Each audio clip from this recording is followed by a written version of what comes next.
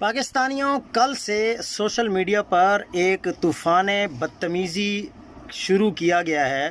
Especially جو مسلم league نون کے social media travels ہیں یا پولیٹیکل فگرز ہیں یا جو زیادہ تر سیاست پہ بات کرتے ہیں، کہ کل سے انہوں نے شوکت خانم کے اوپر ایک نیگیٹو کمپین شروع کی ہوئی ہے کہ شوکت خانم نے صوفی گلوکارہ عابدہ پروین کا مفت علاج کرنے سے انکار کر دیا ہے اور ان کو کینسر ہے۔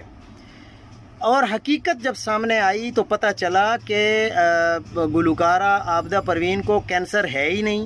ان کی ایک مائنر سی سرجری ہوئی ہے، وہ بھی کان پر، ان کے کان میں کوئی مسئلہ تھا۔ لیکن